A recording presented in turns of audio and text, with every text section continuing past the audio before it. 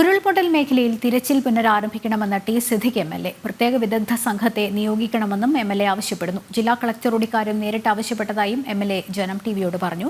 കാണാതായവരുടെ ബന്ധുക്കൾ ആവശ്യപ്പെടുന്നിടത്ത് മാത്രമാണ് ഇന്ന് തിരച്ചിൽ. 2-3 ദിവസങ്ങളായിട്ട് തെരച്ചിലിൻ്റെ ഒരു സീരിയസ് ആയിട്ടുള്ള കാര്യം നടക്കുന്നില്ല എന്നുള്ള ഒരാശങ്ക അവർ നല്ല രീതിയിൽ പ്രകടിപ്പിച്ചിട്ടുണ്ട്. ഞാൻ ഇന്ന് കളക്ടറോട് നേരിട്ട് കണ്ട് അതിൻ്റെ ഗൗരവം സംസാരിച്ചു. വിദഗ്ധ സംഘത്തെ വെച്ചുകൊണ്ടുള്ള സൂക്ഷ്മ പരിശോധനയ്ക്ക് ഈ സ്വിമ്മിങ് ഹസാർഡ് ഏരിയയിൽ രക്ഷാപ്രവർത്തനത്തിനും സ്വിമ്മിങ്ങിനും നേതൃത്വം കൊടുത്തതായിരിക്കുന്ന എക്സ്പെർട്ടായിട്ടുള്ള ടീമിനെ മൊബിലൈസ് ചെയ്ത് ഹെലികോപ്റ്ററിൻ്റെ സഹായത്തോടു കൂടി ആവശ്യത്തിന് എല്ലാ സംവിധാനത്തോടും കൂടിയിട്ടുള്ള ഒരു സൂക്ഷ്മ തെരച്ചിൽ നടത്തണം. വിവരങ്ങൾ നൽകാൻ ഐസനുണ്ട്. ഐസൻ, ടി സിദ്ദിഖ് എം.എൽ.എ. ഇത്തരത്തിൽ ആവശ്യപ്പെട്ടതിൻ്റെ ഒരു സാഹചര്യം, കാരണം 119 വരെ ഇനിയും കണ്ടെത്താനുണ്ട്. ഇപ്പോൾ തിരച്ചിൽ നടക്കുന്നത് ഈ കാണാതെ അവരുടെ ബന്ധുക്കൾ ആവശ്യപ്പെടുന്നിടത്ത് മാത്രമാണ്. പക്ഷേ അത് പോരാ എന്നുള്ള, കുറച്ചുകൂടി വിപുലീകരിക്കണം തിരച്ചിൽ എന്നുള്ള രീതിയിൽ എം.എൽ.എ. ആവശ്യം ഉന്നയിച്ചിരിക്കുന്നു. വിവരങ്ങൾ എന്തൊക്കെയാണ്?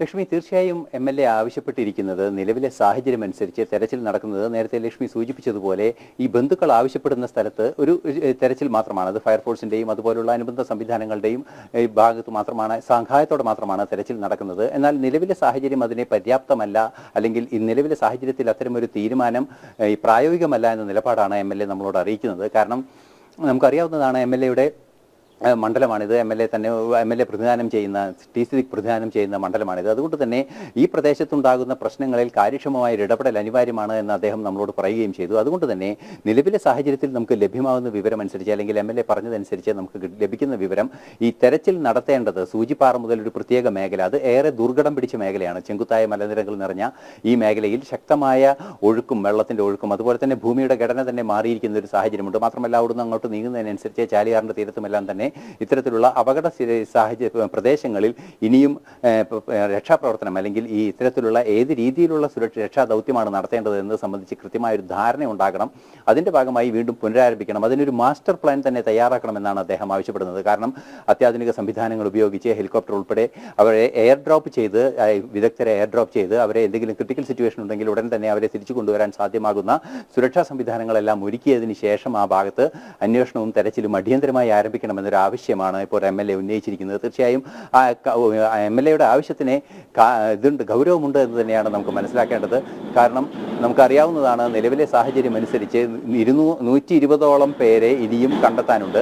മൃതദേഹഭാഗങ്ങൾ കിട്ടിയിട്ടുണ്ട്, മൃതദേഹഭാഗങ്ങൾ ക്രോസ് ചെക്ക് ചെയ്യേണ്ടതുണ്ട്. അത്തരത്തിൽ നിരവധിയായ പ്രശ്നങ്ങൾ നമുക്ക് നേരിടേണ്ടതുണ്ട്. ആ നേരിടേണ്ടി വരുന്ന ഒരു സാഹചര്യത്തിൽ, നിരവധിയായ പ്രശ്നങ്ങൾ നേരിടേണ്ടി വരുന്ന ഒരു സാഹചര്യത്തിൽ സുരക്ഷ കൃത്യമായി ഒരുക്കിക്കൊണ്ടുള്ള രക്ഷാപ്രവർത്തനം ഇനിയും ആവശ്യമുണ്ട് എന്ന നിലപാടാണ് എം.എൽ.എ. അറിയിച്ചിരിക്കുന്നത്. മാത്രമല്ല കുറെ കൂടി കാര്യക്ഷമമായ പുനർനിർമ്മാണ പദ്ധതികളും ആസൂത്രണം ചെയ്യണം. നേരത്തെ തന്നെ കേന്ദ്ര സംഘം അവിടെ എത്തി പരിശോധന നടത്തി. കേന്ദ്ര സംഘത്തിൻ്റെ അധ്യക്ഷൻ രാജീവ് കുമാർ തന്നെ എം.എൽ.എയോട് സൂചിപ്പിച്ചത്, ഈ പ്രദേശങ്ങളിലെല്ലാം തന്നെ വലിയ വിണ്ടുകീറലുകൾ കാണാനുണ്ട്. ഈ വിണ്ടുകീറലുകൾ ഭാവിയിൽ വലിയ പ്രശ്നങ്ങളിലേക്ക് വഴിതെളിക്കും. അതുകൊണ്ട് തന്നെ ആ പ്രദേശത്തിൻ്റെ സുരക്ഷിതത്വം, അതായത് ഈ ഉരുൾപൊട്ടിയപ്പോൾ ഞാൻ നിൽക്കുന്ന മേഖലയുടെ സുരക്ഷിതത്വം മുഴുവനും പരിശോധിച്ചതിന് ശേഷം മാത്രമേ ആ പ്രദേശത്ത് ജനവാസം അനുവദിക്കുന്നതിനുള്ള നീക്കങ്ങൾ പാടുള്ളൂ. മാത്രമല്ല നയപരമായ നിരവധി തീരുമാനങ്ങൾ എടുക്കേണ്ടതുണ്ട്. പാറ ഉപയോഗിച്ചുള്ള നിർമ്മാണം ഒഴിവാക്കണം. അത്തരത്തിലുള്ള ബലമുള്ള എന്നാൽ ഭാരം കുറഞ്ഞ വസ്തുക്കൾ ഉപയോഗിച്ച് കെട്ടിട നിർമ്മാണം നടത്തുന്നതിനുള്ള നയപരമായ ഒരു തീരുമാനം തന്നെ ഉണ്ടാകേണ്ടതുണ്ട്.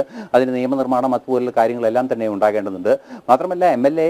സൂചിപ്പിച്ചതനുസരിച്ച് ഒരു പ്രത്യേക നിയമസഭാ സമ്മേളനം വിളിക്കേണ്ടതുണ്ട് എന്നൊരു ആവശ്യവും അദ്ദേഹം കൃത്യമായി നമ്മളെ അറിയിക്കുകയും ചെയ്യുന്നുണ്ട്. ഒരു നിയമസഭാ സമ്മേളനം ഒന്നല്ല, ഇതിനായി ഒരു പ്രത്യേക സെഷൻ തന്നെ നിയമസഭാ സമ്മേളനം ഉണ്ടാകണമെന്നൊരു ആവശ്യവും എം.എൽ.എയുടെ ഭാഗത്തു നിന്ന് ഉണ്ടാകുന്നുണ്ട്.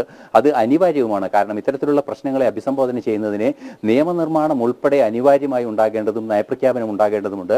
അതിൻ്റെ പ്രാഥമിക ഘട്ടം ഒരു ബ്ലൂ പ്രിന്റിലേക്ക് നീങ്ങുന്നതിന് നിയമസഭാ സമ്മേളനം അനിവാര്യവുമാണ്. അതുകൊണ്ട് എം.എൽ.എ. ആവശ്യപ്പെടുന്ന കാര്യങ്ങൾ, സുരക്ഷാദൗത്യം, രക്ഷാദൗത്യം വീണ്ടും തുടരണം. അതുപോലെ തന്നെ പുനർനിർമ്മാണത്തിനുള്ള പുനരധിവാസത്തിനും പുനർനിർമ്മാണത്തിനുമുള്ള പദ്ധതികൾ വൈകരുത്. അതുമാത്രമല്ല, ഇത്തരത്തിൽ പുനർനിർമ്മാണവും പുനരധിവാസവും നടത്തുമ്പോൾ ഈ മേഖലയുടെ സുരക്ഷിതത്വം ഉറപ്പാക്കുന്നതിന് നിയമനിർമ്മാണം ഉൾപ്പെടെയുള്ള സംവിധാനങ്ങൾക്ക് അടിത്തറയിടുന്ന ചില സംവിധാനങ്ങൾ, നയപരമായ നീക്കങ്ങൾ ഉണ്ടാകണമെന്നും എം.എൽ.എ. ആവശ്യപ്പെടുന്നുണ്ട്.